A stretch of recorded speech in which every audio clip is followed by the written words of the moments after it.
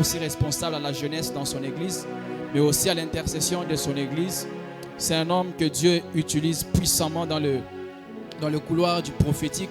Hier, j'ai parlé avec lui, je lui ai dit, homme de Dieu, Kuyaone. Donc, tant qu'il est là, comme il est là, comme vous le voyez, on a déjà parlé avec lui ce soir. Il va beaucoup travailler dans les prophétiques. Alléluia. Berger, il faut qu'on localise. Voilà pourquoi on va lui donner vraiment du temps. Et juste après, on va honorer nos invités. Lui, c'est le berger Gloire Mulumba, fils de l'apôtre Gabriel.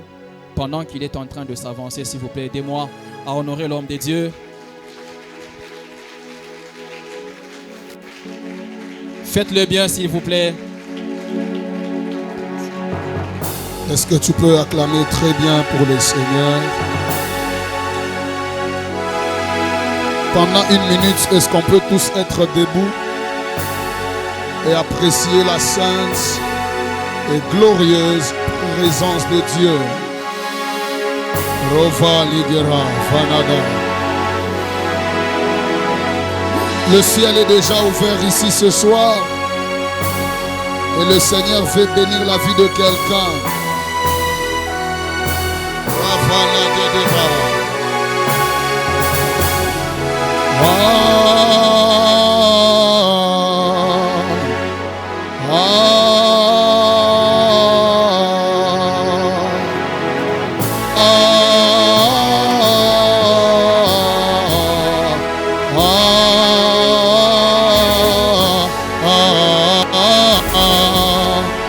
Est-ce que tu peux le crier comme une armée? Ravayada Halida.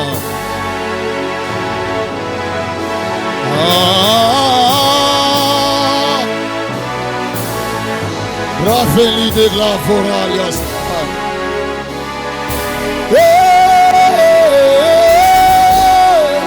Olia, ça je me revalida.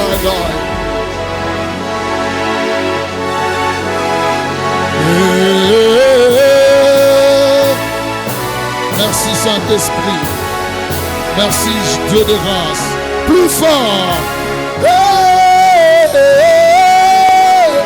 Grafa Udameha.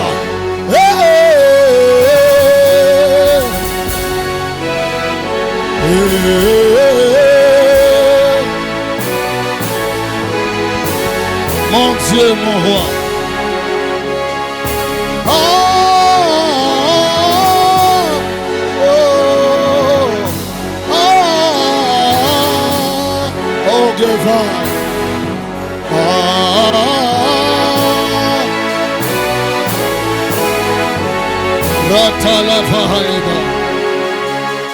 Lève tes mains largement, s'il te plaît. Quelle présence de Dieu. Quelle gloire de Dieu.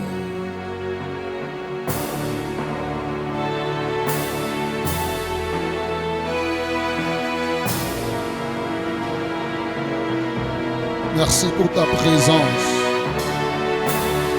Merci pour ta gloire. Merci pour ta disponibilité. Merci de nous faire du bien ce soir et de bénir ton peuple. Nous sommes ici pour toi, Seigneur. Bagueros, pas de fanaradia. Porte élevé volato pour que le Dieu de gloire fasse son entrée avec puissance et autorité. Les nations se prosternent, les océans rugissent quand il fait son entrée avec puissance et autorité. Porte élevée, volato, pour que le Dieu de gloire Ralakabayatalabashaya. Rotalabakatalababras. Il a fait son entrée dans la maison ce soir. Il est présent au milieu de nous ce soir. Et Kurakatabaye Kobrevada. Et là, Makita Bahande. Sage Méronis. Breuta-Malakaya Talaba. Porte levée, Folato, Yatabayeta, pour que les dieux de gloire.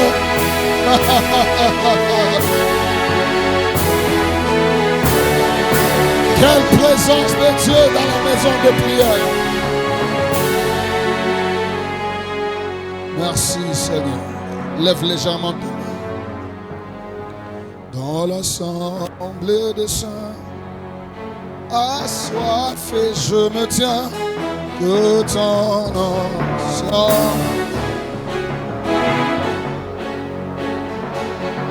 Conscient que mon destin est dans le creux de ta main. Est-ce que tu peux crier cela plus que ton voisin? Yes. Dans l'assemblée des saints, assoiffé, je me tiens.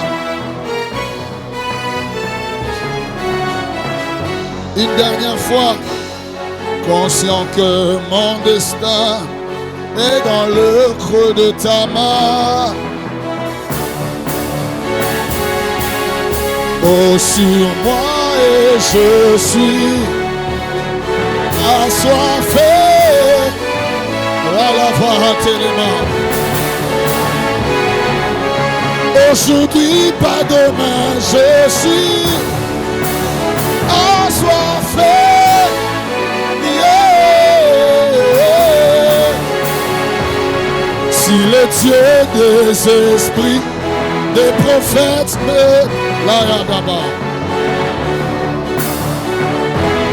Si le Dieu des esprits, le ciel est déchiré ici ce soir. J'entendrai, je ferai d'un neuf. Si les dieux des esprits,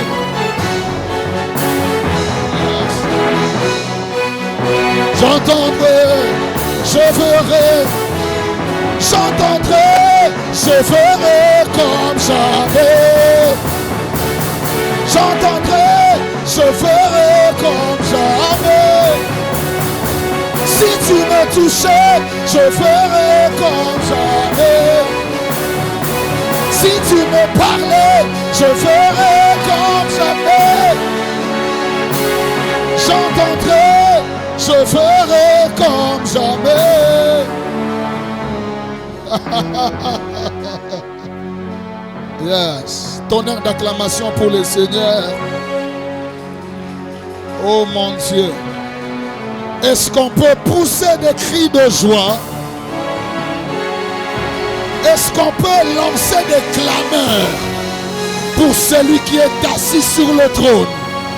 La Bible déclare que le témoignage de Jésus-Christ, c'est l'esprit de la prophétie.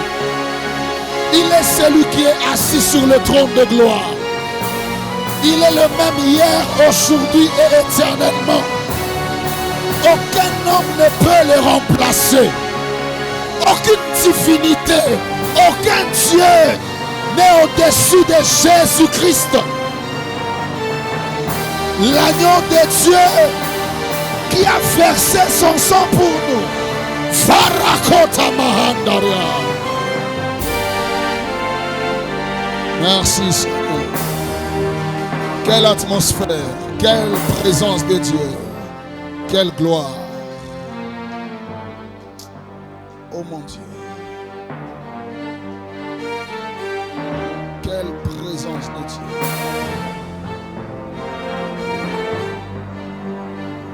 Merci pour tout ce que tu as commencé à faire, Saint-Esprit, afin que nos vies soient pleinement bénies ce soir.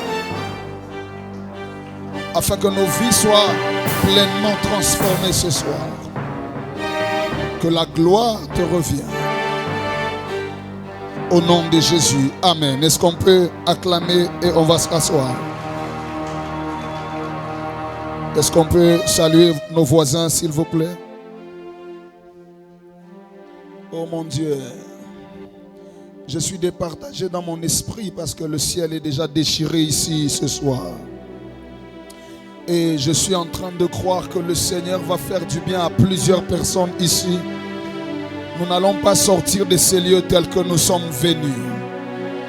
Le Seigneur nous a rassemblés pour libérer une grâce, une faveur sur nous. Et je crois pleinement que nous n'allons pas rentrer chez nous sans avoir puisé au maximum des choses que le Seigneur a déjà libérées pour nous ici ce soir.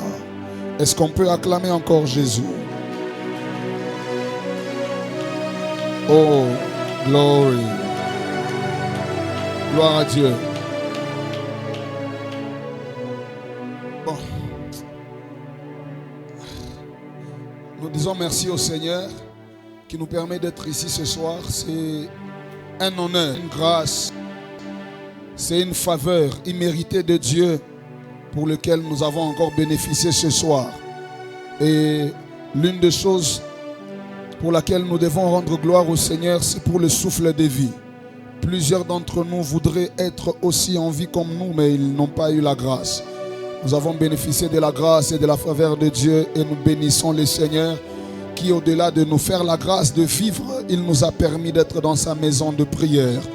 Et pour ça, est-ce que nous pouvons encore lui rendre toute la gloire, tout l'honneur et la majesté? Gloire à Dieu. Merci beaucoup à papa Christian ainsi qu'à maman Esther pour la marque de confiance. Je sais que ça n'a pas seulement été une affaire du choix du comité de Genex, mais aussi c'est parce que papa a donné l'aval que nous sommes là. Merci beaucoup de nous porter, merci beaucoup pour les conseils, merci beaucoup pour la marque de confiance.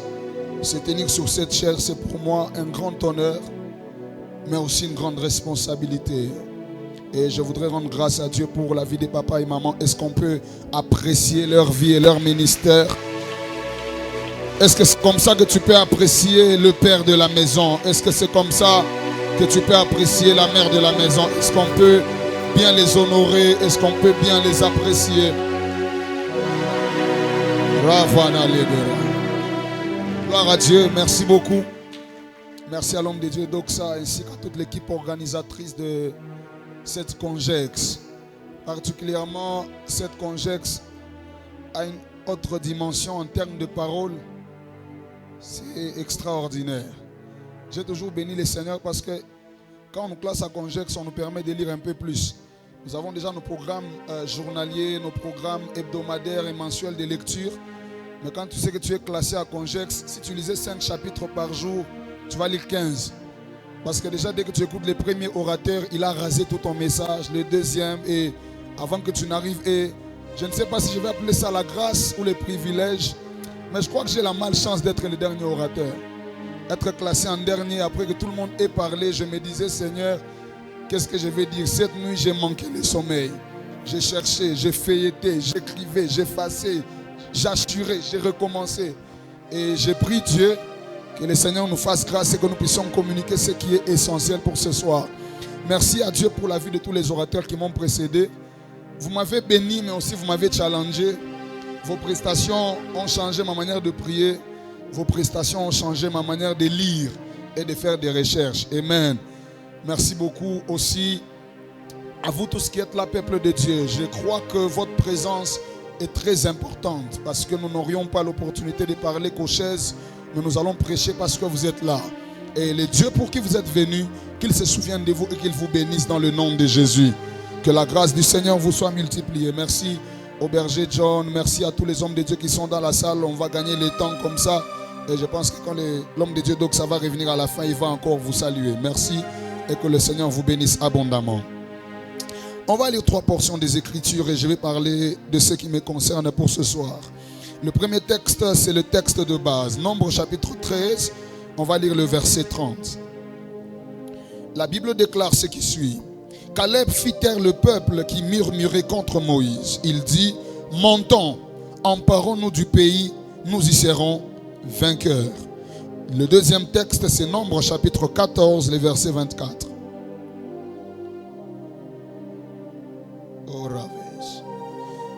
Et parce que mon serviteur Caleb a été animé d'un autre esprit. Si c'est dans votre Bible, vous allez souligner cet aspect des choses. Parce que mon serviteur Caleb a été animé d'un autre esprit, qu'il a pleinement suivi ma voie, je le ferai entrer dans les pays où il est allé. Et ses descendants la posséderont. Les premiers éléments dont Dieu fait mention, c'est le fait que Caleb soit animé d'un autre esprit, d'un esprit différent. Éphésiens chapitre 6, versets 11 à 13. La Bible dit: revêtez-vous de toutes les armes de Dieu afin de pouvoir tenir ferme contre les ruses du diable. 12. Car nous n'avons pas à lutter contre la chair et les sangs. Donc le verset 12, en tout cas si c'est dans votre Bible, vous allez souligner cette partie. Car nous n'avons pas à lutter contre la chair et le sang, mais contre les dominations, contre les autorités, contre les princes de ce monde des ténèbres, contre les esprits méchants dans le lieu céleste. C'est pourquoi prenez toutes les armes de Dieu afin de pouvoir résister dans les mauvais jours et tenir ferme après avoir tout surmonté. Le thème sur lequel je vais travailler ce soir, ou disons le sous-thème, c'est mener la conquête spirituelle. Aidez-moi à dire à votre voisin, mener la conquête spirituelle. En écoutant tous les orateurs qui ont prêché depuis le début de cette conjexe, je crois que je ne suis pas l'orateur le mieux placé pour parler pleinement de ce sous-thème. Parce que, en écoutant mes frères qui ont défilé ici avant moi, le calibre qu'ils ont, la grâce qu'ils ont, les contenus qu'ils ont fait en sorte que chaque orateur qui est passé ici, même sans le vouloir, a abordé le thème avec un aspect qui est purement spirituel. Et il y a certains mots, il y a certaines phrases, il y a certains points qui vont peut-être revenir pour vous. Ça sera une répétition parce que les choses de Dieu sont des choses qui se complètent. Et donc, nous travaillons dans la complémentarité et vous savez très bien que la répétition est la mère de la science, dit-on. Alors, je vais commencer à prêcher sur ce thème, mener la conquête spirituelle. Mais avant d'aller loin, on va revenir un peu sur la conquête. La conquête vient du terme conquérir ou du verbe conquérir qui signifie, numéro 1, acquérir par les armes.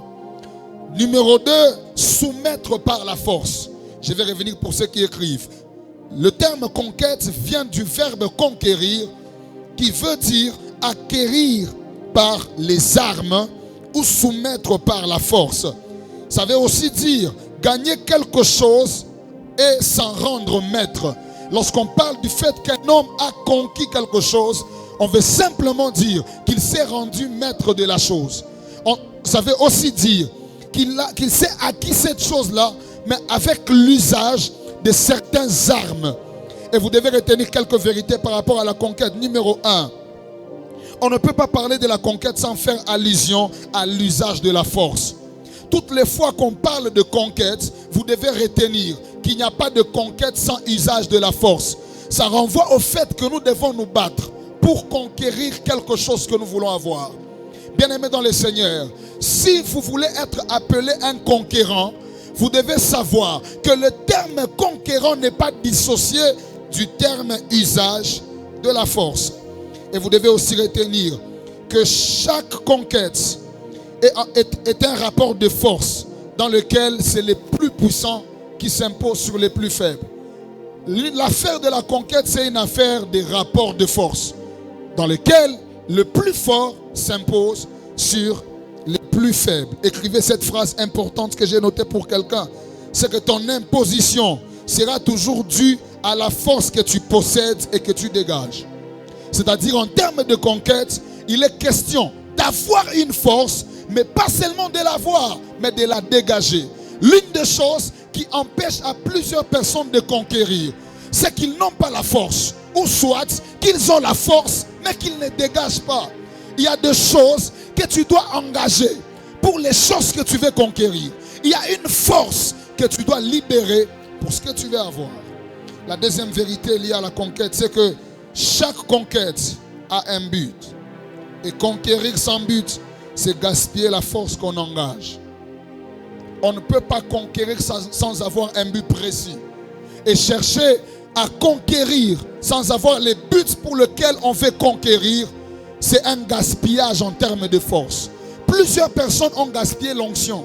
Plusieurs personnes ont gaspillé la force que Dieu leur avait donnée parce qu'ils ont engagé cette force, mais dans un but qui n'était pas précis. Et vous devez savoir que le but de la conquête selon Dieu, c'est accomplir son plan sur la terre et étendre le royaume de Dieu. Lorsqu'on parle de la conquête selon Dieu, on doit retenir ces deux choses. Numéro 1, accomplir les plans de Dieu sur la terre et étendre son royaume. Principalement, ce sont les deux raisons pour lesquelles tout chrétien doit conquérir. Pour accomplir pleinement les plans de Dieu sur la terre, mais aussi pour pouvoir étendre le royaume de Dieu sur la terre. N'est-ce pas qu'il est écrit, allez et faites de toutes les nations des disciples. C'est-à-dire le Seigneur veut que ce qu'on a reçu, qu'on le donne aux autres. Il veut que parce que nous sommes déjà partisans du royaume, que les autres entrent aussi dans ce dans quoi nous sommes. Et vous devez retenir une chose encore par rapport à la conquête. C'est une troisième vérité, c'est que la conquête est une affaire de mentalité. La mentalité de celui qui veut conquérir prime beaucoup en termes de conquête. Voilà pourquoi Dieu était obligé de prolonger les années que Israël devait passer dans le désert, parce que Dieu était obligé de travailler sur la mentalité d'Israël avant de l'amener à Canaan. Écoute, lorsque Dieu veut t'amener quelque part, il travaille pour que ta mentalité atteigne la dimension dans laquelle il veut t'amener. Si Dieu veut te rendre millionnaire, il va travailler à ce que tu aies une mentalité de millionnaire. Si Dieu veut faire de toi un homme puissant, il va travailler pour que ta mentalité change. Écoute, si tu n'apprends pas à travailler sur la mentalité, il y a certaines choses que tu vas rater. C'est comme ça que vous allez vous rendre compte que ceux qui sont entrés à Canaan, c'était que deux personnes, Josué et Caleb, parce qu'ils avaient en eux un esprit qui était différent des autres. Ils avaient en eux une mentalité. Écoutez, celui qui ne travaille pas sur sa mentalité, sa manière de voir les choses, il se disqualifie des conquérants. Il y a des choses que vous n'aurez jamais jusqu'à ce que vous travaillez votre mentalité. Dites à votre voisin, change de mentalité. Il y a des gens qui veulent conquérir les affaires, mais n'ont pas de mentalité d'homme d'affaires. Tout ce qu'ils touchent, ils mangent. Il y a des gens qui veulent être des grands hommes de Dieu, mais non pas hommes de Dieu, mais non pas hommes de Dieu, mais non pas hommes de Dieu, mais non pas hommes de Dieu. Bien aimé dans le Seigneur, si tu veux conquérir un domaine de la vie, tu dois travailler avec la mentalité parce que l'une des choses qui est plaise dans les choses que tu veux conquérir,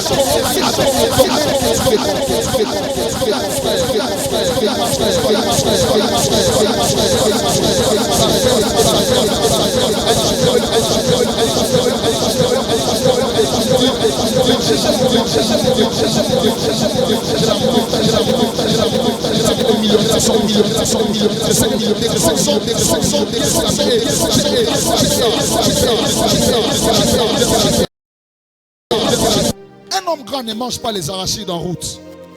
Un homme grand ne fait pas comme tout le monde. Il faut que la mentalité change pour atteindre les choses que vous voulez conquérir. J'aime ce calme et je sens que la matière est en train de pénétrer l'esprit de quelqu'un. Dis à ton voisin, change de mentalité. Une dernière des choses que nous devons retenir avant que je n'entre pleinement dans mon message, c'est que la conquête avec Dieu est aussi fonction des motivations que nous avons avant de nous lancer dans la conquête. On veut conquérir le monde, on veut conquérir les affaires, on veut conquérir les domaines spirituels. Mais quelles sont les motivations que nous avons? Parce que l'une des choses sur lesquelles Dieu veille avant de t'amener sous la voie de la conquête, ce sont tes motivations. Un jour, je parlais avec un frère qui est venu me voir, homme de Dieu, donc ça, il me dit, Berger Gloire, je veux que tu m'aides. Que tu me dises comment tu pries pour prophétiser. Que tu me dises comment tu travailles pour que ta grâce soit en train d'évoluer. Je lui ai posé une question, je lui ai dit, pourquoi tu veux être comme moi? Pourquoi tu veux que ta grâce évolue? Écoutez la raison du frère. Je vous ai beaucoup vu sur les affiches. Je veux aussi être sur les affiches. Il y a des choses que Dieu ne vous donnera pas si vos motivations sont négatives et mauvaises. Plusieurs personnes ont retardé des conquêtes à cause des types de motivations qu'ils avaient. Pourquoi tu veux bien chanter? Pour impressionner les autres et qu'ils sentent que j'ai aussi une belle voix. Mauvaise motivation. La conquête ne sera pas quelque chose dans lequel nous allons entrer et pénétrer pleinement si les motivations sont mauvaises. Surtout en ce qui concerne Dieu. Dieu veille sur les motivations que vous avez. Pourquoi vous voulez être grand? Pourquoi vous voulez être un grand prophète? Pourquoi vous voulez être un grand homme d'affaires? Pourquoi vous voulez être un homme qui réussit dans ce qu'il fait? Avec Dieu, conquête est aussi une affaire de motivation. Qu'est-ce qui vous motive à conquérir? Qu'est-ce qui vous motive à vouloir la grandeur? Qu'est-ce qui vous motive à vouloir être prédicateur? Un homme de Dieu a dit, vous sentez que quelqu'un veut ouvrir une église parce qu'il est devenu crise. Frère, on n'ouvre pas une église parce qu'on est tombé dans la crise financière. Quand on est crise, on cherche du travail. Mais on monte ici à la chair quand on a reçu un appel authentique de Dieu. Parce que l'affaire de monter ici n'est pas une affaire de quelqu'un qui manque de l'argent et qui attend les offrandes pour être nourri. Mais c'est une affaire d'un homme qui a été appelé afin de transmettre la vie au peuple qui vient dans la maison de Dieu. Dis à ton voisin, revois tes motivations. Je savais que ce soir, dans mon début, il y aura un calme comme ça. Parce que le Seigneur voulait que nous puissions recadrer certaines choses. Les motivations. Pourquoi tu veux être bien habillé?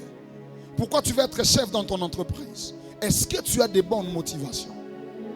Alors à partir de maintenant, je vais entrer pleinement dans mon message et dans quelques minutes, nous allons prier. La dernière vérité sur laquelle je voulais parler, c'est que on ne peut pas parler de la conquête dans tous les domaines de la vie sans commencer par une conquête à mener dans les domaines spirituels.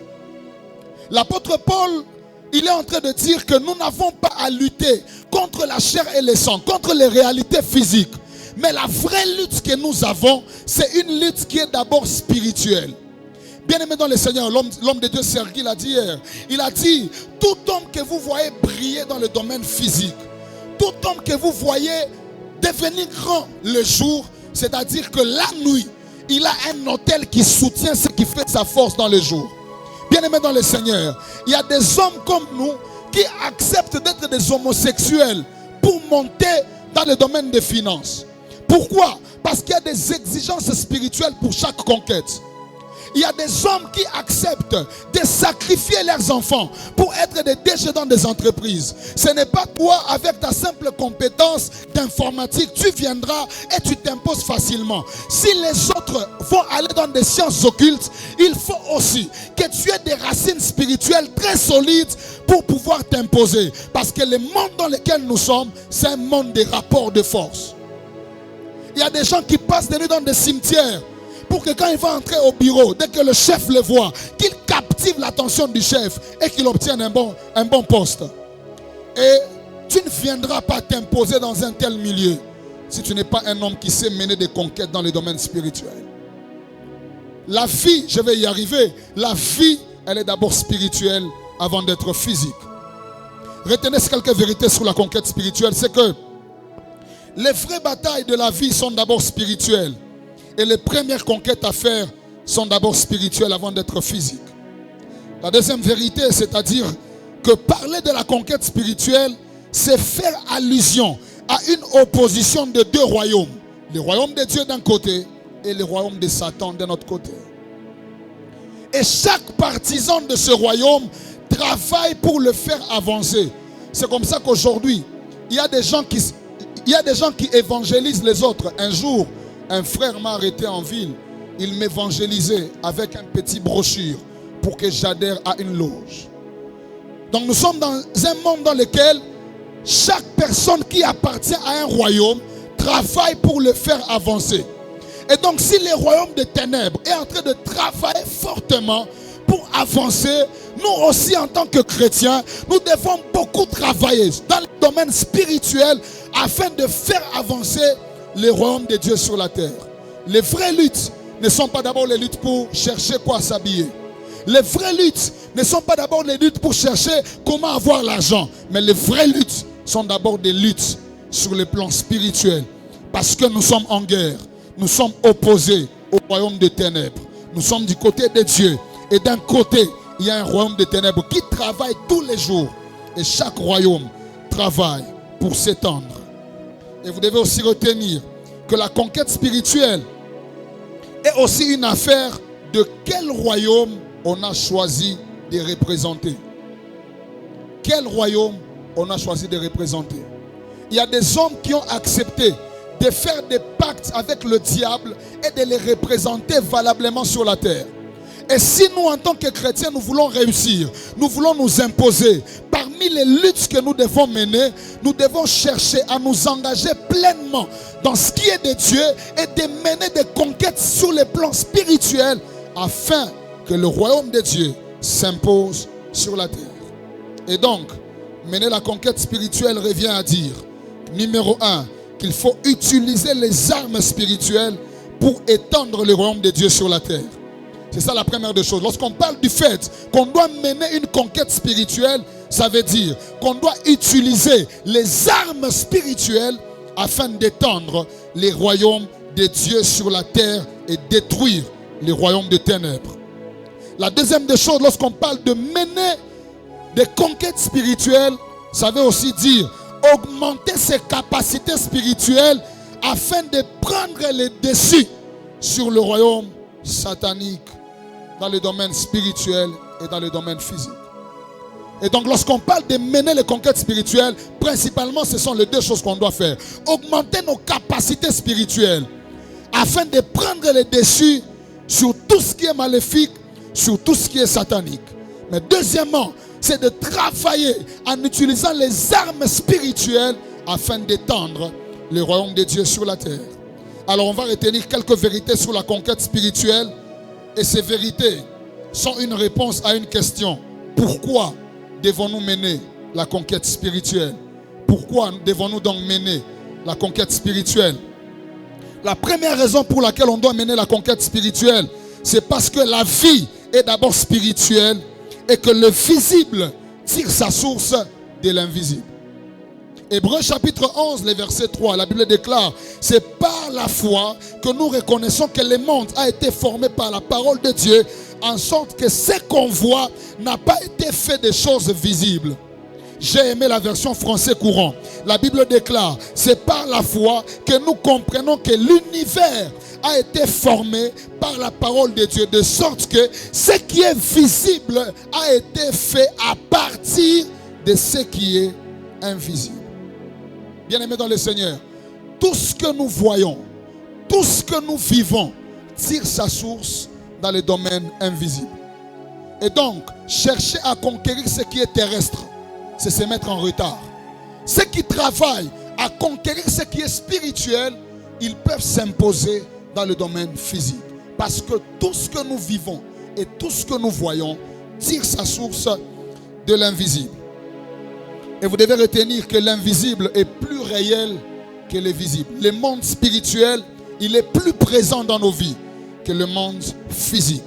La deuxième raison pour laquelle nous devons mener des conquêtes spirituelles, c'est parce que tout ce que les hommes vivent relève des décisions prises dans le monde spirituel.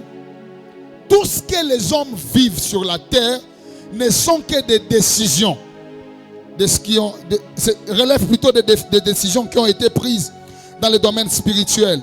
Job, un homme très très important, il craignait Dieu, il marchait dans la crainte de Dieu. Mais un jour, alors que Dieu faisait sa réunion dans le domaine spirituel, la Bible déclare que Satan est aussi venu. Dieu a commencé à vanter Job. As-tu vu mon serviteur Job? Il me craint, il est intègre. Satan dit à Dieu, il te craint parce que tu l'as béni. Il te craint parce que tu l'as permis de prospérer. Mais écoutez ce que la Bible déclare dans Job chapitre 1, le verset 12. L'Éternel dit à Satan, voici tout ce qui lui appartient. Je te le livre. Seulement, ne porte pas ta main sur lui. et Satan se retira de la face de l'Éternel. Et vous allez constater que juste après, tout ce qui était de la vie de Job a commencé à se détruire parce qu'il y a une décision qui était prise dans le domaine spirituel alors que Job était ignorant. Bien-aimés dans le Seigneur, vous devez travailler à mener des conquêtes spirituelles pour ne pas subir les mauvaises décisions qui sont prises dans le domaine spirituel. Il y a des gens qui sont frappés par des maladies. Il y a des gens qui sont frappés par certaines choses qui émanent du monde des ténèbres juste parce qu'ils ne font aucune conquête sur le plan spirituel. Tout ce qui les intéresse, c'est de manger, se rassasier et dormir. Le temps est arrivé où ce qui doit nous intéresser, c'est de grandir dans le domaine spirituel. Ou ce qui doit nous intéresser, c'est d'évoluer dans notre marche avec Dieu. Bien-aimés dans le Seigneur, si tout ce que vous ne voyez dans votre vie, c'est la nourriture, les habits, vous serez en retard et vous subirez. Et vous devez retenir une chose importante. C'est que tout ce que tu ne parviens pas à contrôler, le diable le contrôlera à ta place. Tout ce que tu n'arrives pas à contrôler dans la vie, le diable le contrôlera à ta place. Troisième raison pour laquelle nous devons mener des conquêtes spirituelles, c'est parce que le monde spirituel est un domaine des rapports de force dans lequel les plus forts s'imposent sur les plus faibles. Bien-aimés dans le Seigneur, le monde spirituel est un domaine dans lequel il y a des rapports de force. Et c'est un monde dans lequel ceux qui sont plus forts spirituellement, ils peuvent s'imposer sur ceux qui sont faibles. La Bible déclare dans Apocalypse chapitre 12, le verset 7. La Bible déclare, il y eut guerre dans le ciel. Michel et ses anges combattirent contre le dragon. Et le dragon et ses anges le combattirent aussi. Mais ils ne furent pas plus forts. Et leur place ne fut plus trouvée dans le ciel. Et il fut précipité le grand dragon, le serpent ancien, appelé le diable et Satan, celui qui séduit toute la terre. Il fut précipité sur la terre et ses anges furent précipités avec lui. Rapport de force. D'un côté, Michel et ses anges. D'un côté, le diable et ses anges aussi. La Bible déclare que le diable n'a pas été trouvé plus fort que l'ange Michel et tous les autres. La Bible déclare qu'il a été précipité parce que le domaine spirituel est un monde de rapports de force. Ce soir, je prie pour quelqu'un que ta condition spirituelle commence à changer. Tu ne te limiteras plus à la dimension dans laquelle tu es. Le Seigneur va t'amener à entrer dans une autre dimension. De sorte que si un mari de nuit vient dans ton sommeil, tu parviens à le vaincre. De sorte que si on t'envoie une femme de nuit, venir te dépouiller, venir te prendre la grâce que tu as la capacité de combattre et de prendre le dessus. Je prie Dieu pour quelqu'un, que ta condition spirituelle passe à une autre dimension. Écrivez ceci pour ceux qui écrivent. Le monde dans lequel nous sommes est tel que si tu ne fais pas subir, on te fera subir. C'est le monde dans lequel nous sommes. C'est comme ça que sont les réalités spirituelles. Si tu ne fais pas subir, on te fera subir.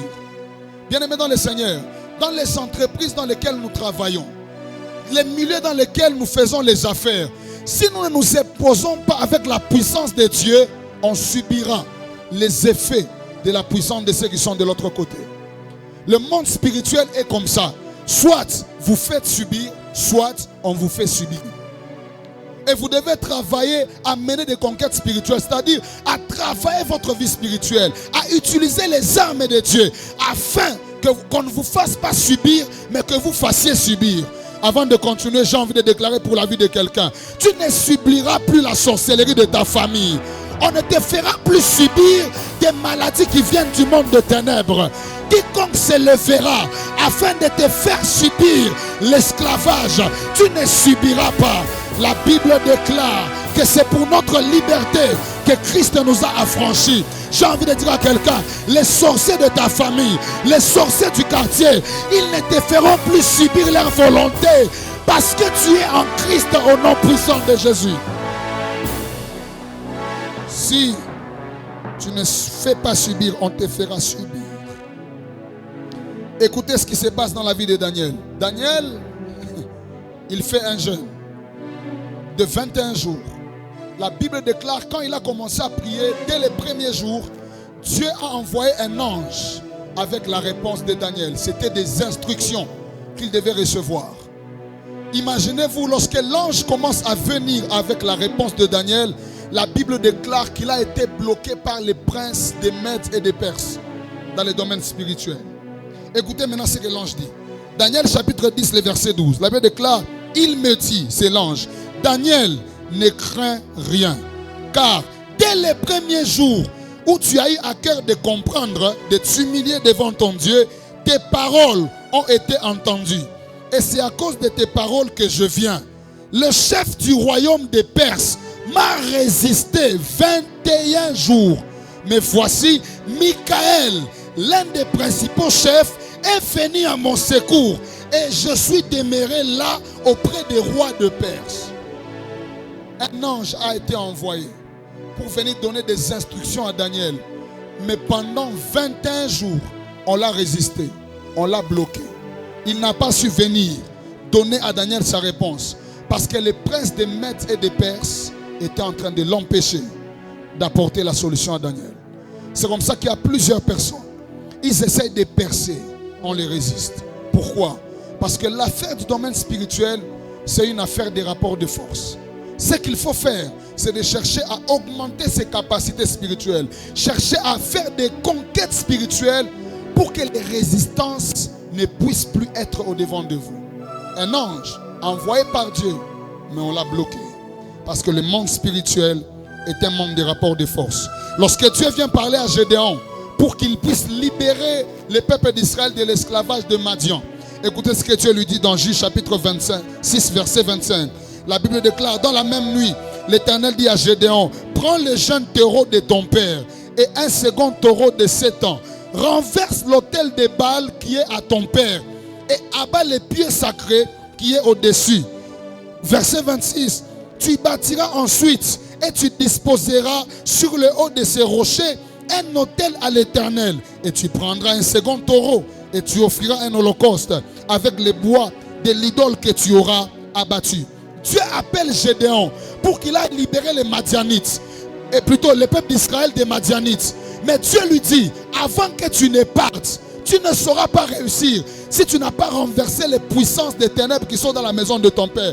Il faut que tu renverses cet autel-là de Baal et que tu me bâtisses un autel. C'est là que quand tu iras dans la conquête, tu vas réussir. Beaucoup de gens ne parviennent pas à conquérir dans les finances parce qu'il y a un autel qui travaille négativement contre eux.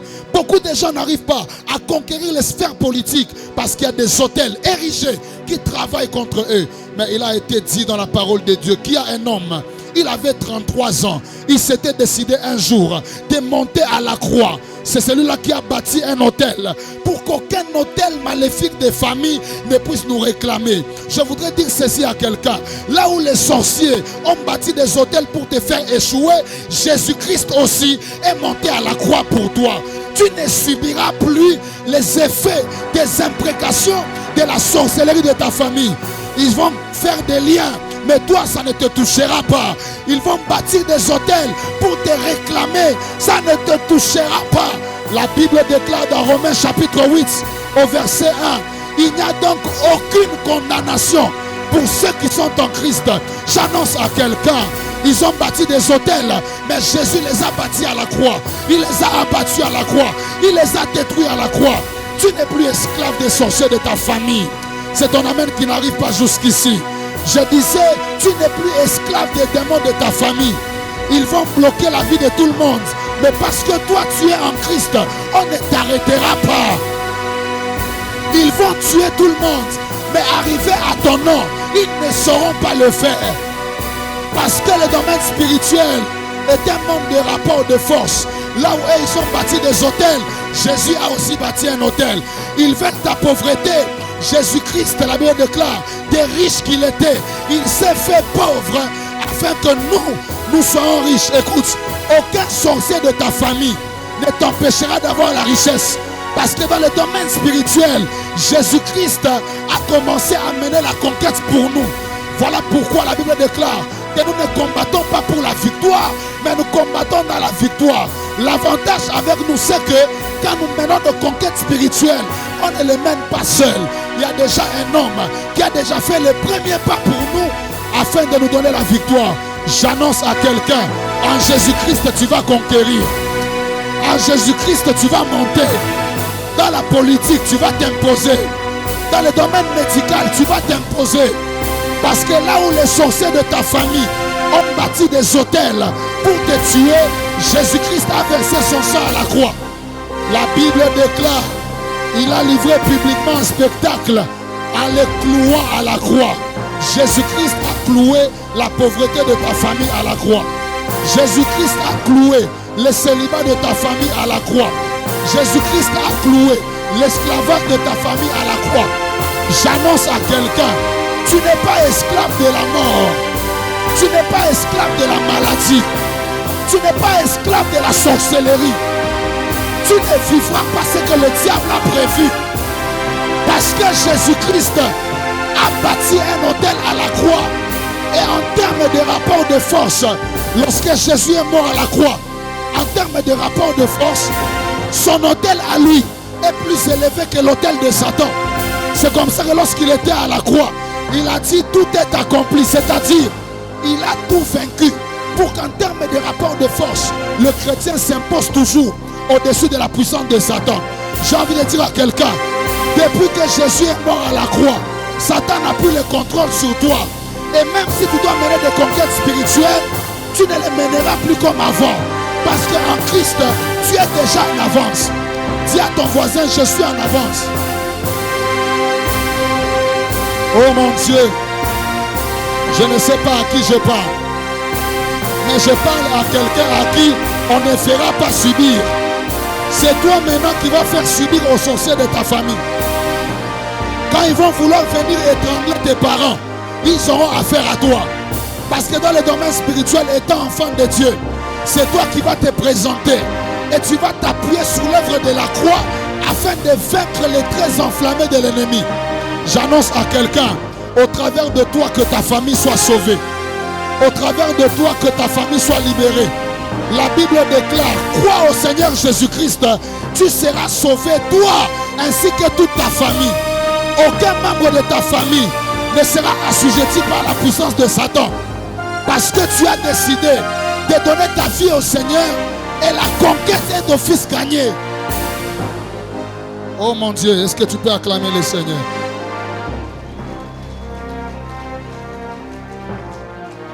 Une autre raison, j'avais déjà chuté, on va prier. C'est parce qu'en réalité dans l'homme c'est l'esprit. Et chaque conquête spirituelle que l'homme fait peut lui imposer, peut l'imposer dans le domaine physique. Bien-aimé dans le Seigneur, quand tu grandis dans les choses de l'esprit, quand tu grandis dans la puissance de Dieu, quand tu grandis dans le domaine spirituel, tu fais des conquêtes, cherchant à augmenter tes capacités en Christ, cherchant à te munir des armes de Dieu. Je vais y arriver. Ça te permet de monter spirituellement. Et chaque niveau spirituel que tu atteins peut aussi changer les choses dans le domaine physique. Écoutez ce que la Bible déclare. Dans Daniel chapitre 6, le verset 3. J'aime beaucoup la vie de Daniel. La Bible déclare que Daniel surpassait tous les chefs et les satrapes parce qu'il y avait en lui un esprit supérieur.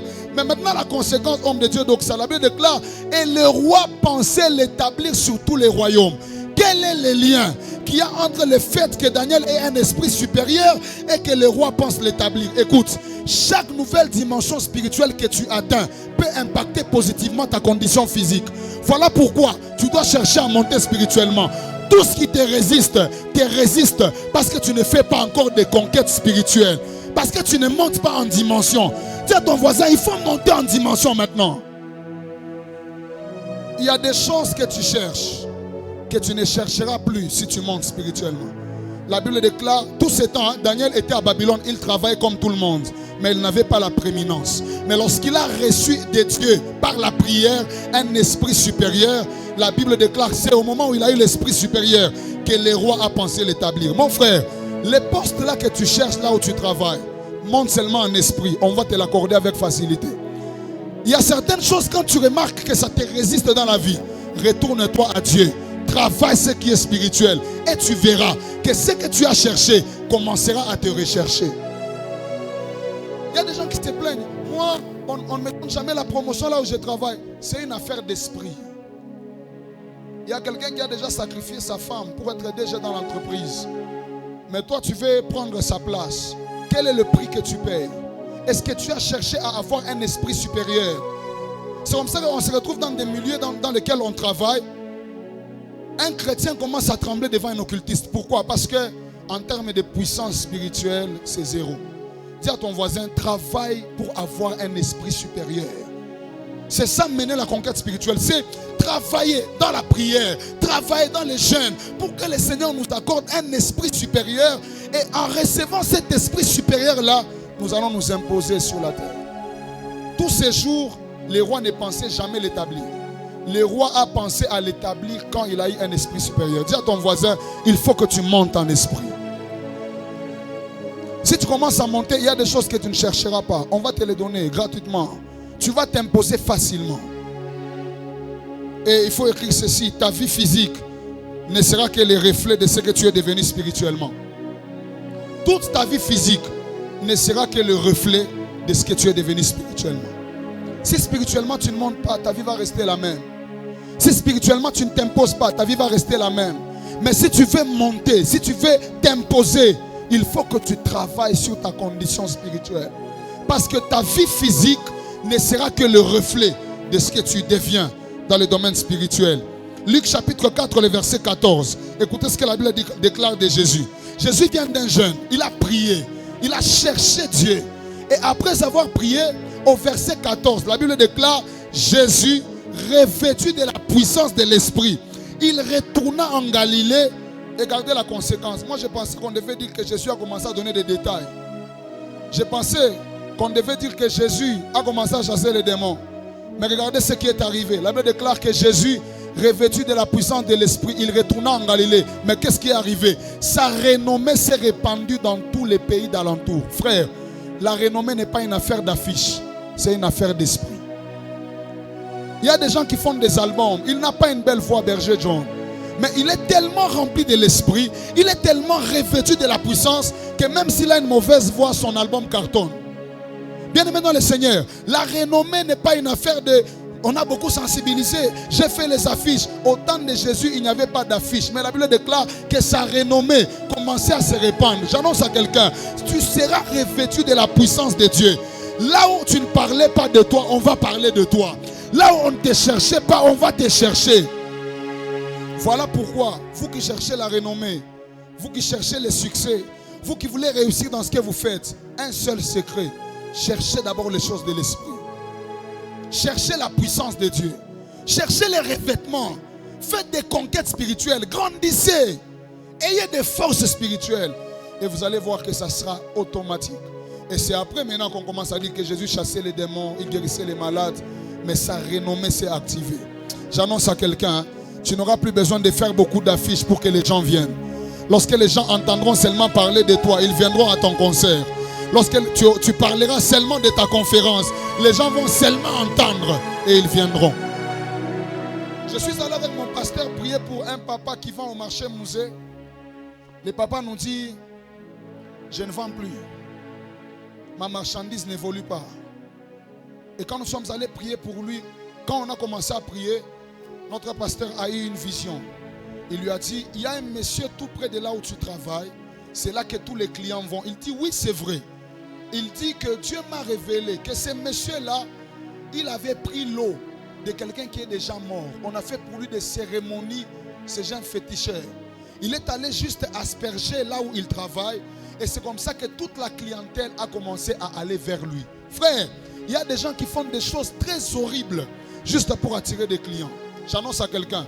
Et ils vont attirer les clients avec l'eau des personnes mortes. Toi, tu vas attirer les clients avec la puissance du Saint-Esprit. Et ils vont faire des affaires et réussir en vendant leur vie au diable. Mais toi, tu vas faire les affaires et réussir par la puissance du Saint-Esprit. Chacun sait comment il réussit sur la terre. Il y a des gens qui acceptent d'être des homosexuels pour réussir. Mais nous, on va refuser de se compromettre. On va chercher Dieu. On va prier. Et la puissance de Dieu viendra sur nous. Et nous allons nous imposer. Nous allons conquérir toutes les sphères physiques. Parce que dans les spirituels, on sera déjà à un autre niveau. Dis à ton voisin, cherche les choses de l'esprit. Mais maintenant, je voudrais parler en chutant des enjeux de la conquête spirituelle. quelles sont les choses qu'il faut utiliser pour bien mener la conquête spirituelle. L'apôtre Paul nous parle des armes spirituelles. Éphésiens chapitre 6, versets 13 à 17. La Bible dit, c'est pourquoi prenez toutes sortes d'armes de Dieu afin de pouvoir résister dans les mauvais jours et tenir ferme après avoir tout surmonté. Tenez donc ferme, ayez vos reins saints, la vérité pour ceinture, revêtez la cuirasse de la justice, mettez pour chaussures à vos pieds les ailes que donne l'évangile de paix. Prenez par-dessus cela les boucliers de la foi, avec lesquels vous pourrez éteindre tous les traits enflammés du malin. Prenez aussi le casque du salut et l'épée de l'esprit, qui est la parole de Dieu. L'apôtre Paul nous parle des armes spirituelles avec lesquelles nous devons mener des conquêtes dans le domaine spirituel. La première arme, c'est la ceinture. Mais elle dit la ceinture de la vérité. Bien-aimés dans le Seigneur, on ne mène pas les conquêtes spirituelles pour prendre le dessus sur le diable avec ses armes. Jésus-Christ dit ceci: le prince de ce monde vient vers moi, mais il n'y a rien de lui en moi. C'est comme ça que le diable n'a pas su avoir Jésus, parce qu'en Jésus, il n'y avait rien qui appartenait au diable. Mener des conquêtes spirituelles, vaincre les forces de l'ennemi, prendre le dessus sur Satan, est fonction des types d'armes que vous utilisez. Et parmi les armes qu'il faut utiliser, la ceinture qui représente la vérité. Beaucoup de chrétiens sont détruits parce que lorsqu'ils combattent le diable, ils combattent le diable mais avec un petit mensonge. Ils veulent vaincre Satan, mais quand on leur demande des choses, ils mentent. La Bible, si elle insiste sur la vérité, c'est que la vérité est une arme qui peut détruire les puissances des ténèbres. Deuxième arme, c'est la cuirasse. Mais cette cuirasse-là, c'est l'image de la justice. Bien-aimés dans le Seigneur, dans le domaine spirituel, lorsque vous menez la conquête spirituelle, vous devez travailler à être juste. Parce que la justice vous permettra de prendre le dessus sur toutes choses, sur toutes les puissances que l'ennemi peut libérer contre vous. Autre chose, la Bible déclare, les chaussures aux pieds, c'est les ailes que donne l'évangile. Aujourd'hui, plusieurs personnes ne veulent plus écouter l'évangile, la prédication de Christ. Mais les gens veulent qu'on leur donne des détails, des prophéties. Ils veulent qu'on leur dise, vous allez aller à Dubaï. Ok, allez à Dubaï au nom de Jésus. Mais il y a des choses que vous ne saurez pas vaincre dans le domaine spirituel si vous n'avez pas reçu quelque chose qui est une arme qui vient du zèle que donne l'évangile. Parce que le domaine spirituel, la conquête spirituelle ne se fait que par des hommes et des femmes qui sont zélés. Une autre chose, c'est le bouclier. Mais lorsqu'on parle du bouclier, on parle de la foi. Bien-aimés dans le Seigneur, vous ne pouvez pas mener des conquêtes spirituelles sans la foi. D'ailleurs, la Bible déclare, oh mon Dieu, d'ailleurs, la Bible déclare que sans la foi, il est impossible de lui être agréable. C'est-à-dire, toute conquête que vous voulez mener sur le domaine spirituel vous exige d'avoir la foi. Une autre chose, je vais rapidement parce qu'on doit chuter, c'est le casque qui est l'image du salut. Et enfin, la dernière des choses, c'est l'épée de l'esprit qui est l'image de la parole de Dieu. La Bible déclare que mon peuple est détruit parce qu'il lui manque la connaissance. Bien-aimés dans le Seigneur, le diable aura toujours l'avantage sur un chrétien qui ne se munit pas de la parole de Dieu dans les combats spirituels. L'une des choses qui vous permet de prendre les dessus dans toutes les attaques que vous avez, c'est lorsque vous déclarez la parole de Dieu. Lorsque le diable vous attaque avec la maladie, quelle est la parole de Dieu que vous déclarez? Lorsque le diable veut vous attaquer avec la dépression, quelle est la parole de Dieu que vous déclarez? Vous prendrez les dessus et vous mènerez des conquêtes spirituelles avec l'épée de l'esprit, qui est la parole de Dieu. Et le deuxième élément, c'est par là que nous allons entrer dans la prière. Pour mener la conquête sur les plans spirituels, il vous faut la puissance de Dieu. Jésus-Christ était très conscient du fait que la mission à accomplir sur la terre était très grande. Et laisser les disciples aller en mission sans recevoir la puissance, c'est les exposer.